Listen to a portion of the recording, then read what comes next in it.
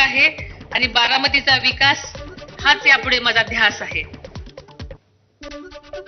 दरम्यान बारामतीची पोटनिवडणूक बिनविरोध करण्यासाठी काँग्रेस नेत्यांशी चर्चा करणार असल्याचं खासदार प्रफुल्ल पटेल आणि सुनील तटकरे यांनी म्हटलंय. काँग्रेसच्या नेत्यांशी बोलण्याचा अजूनही प्रयत्न मी आणि प्रफुल्लभाई करणार आहोत. त्यांना विनंती करू खरगेजींना की ज्या पार्श्वभूमीवरती निवडणूक होते आहे आणि दादांचं महाराष्ट्राचं योगदान लक्षामध्ये घेता हर्षवर्धन सपकाळ यांच्याशी काही बोलणं झालं होतं आपलं? नाही, शेवटी राष्ट्रीय अध्यक्षांशीच बोलावं लागेल. त्यांच्याशी स्वतः प्रफुल्लभाई आणि मी संपर्क करण्याचा प्रयत्न करतो.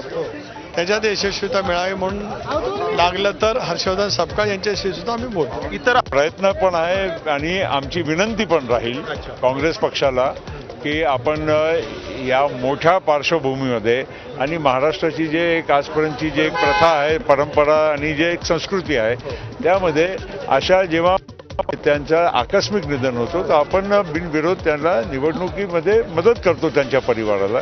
त्याचप्रमाणे सुनेत्राबाईंना त्यांनी मदत करावी. पार्थ पवार यांनी काँग्रेसबाबत आक्रमक भूमिका घेतली आहे. बिनविरोध निवडणुकीसाठी काँग्रेस नेत्यांना फोन करणार नसल्याचं त्यांनी स्पष्ट केलंय.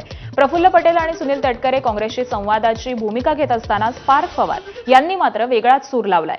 भविष्यामध्ये काँग्रेसला महाराष्ट्रामध्ये काय त्रास होईल ते दिसेलच असं पार्थ पवार म्हणाले.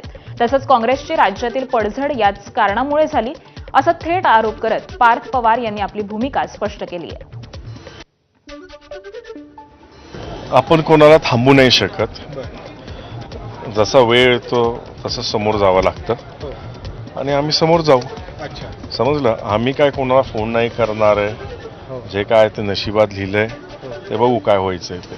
पण फक्त मला वाईट वाटतं की काँग्रेसचा डाऊनफॉल आहे महाराष्ट्रामध्ये. बारामतीची निवडणूक बिनविरोध व्हावी अशी भूमिका महायुतीनं घेतली आहे. मात्र काँग्रेसनं निवडणुकीसाठी उमेदवार जाहीर केल्यानं पेच निर्माण झालाय.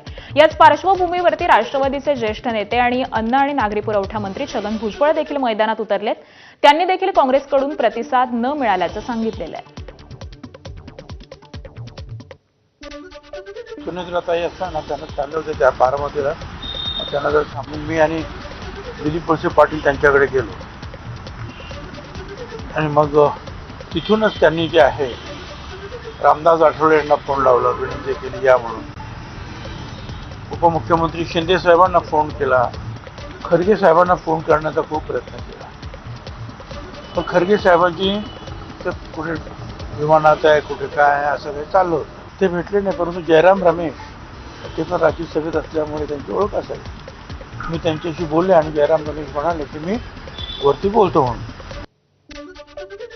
दरम्यान राष्ट्रवादी शरद पवार पक्षाचे प्रदेशाध्यक्ष शशिकांत शिंदेंनी काँग्रेसला त्यांच्या पक्षाचा निर्णय घेण्याचा पूर्ण अधिकार असल्याचं म्हणत उमेदवारी मागे घेण्याविषयी काँग्रेस विचार करू शकतं असा सल्ला दिलाय. त्या भूमिकेला कदाचित सहकार्याची भूमिका अजून माघार घ्यायचा वेळ आहे. सहकार्याची भूमिका करण्याचा निर्णय 100% कोणी घेऊ शकतो. त्याच्यावरचा वेळ पण अजून आहे. पण अशी भूमिका जर घेतली तर त्यामध्ये चर्चेचं द्वार बंद होऊ शकतं अशी मला शंका आहे. बारामती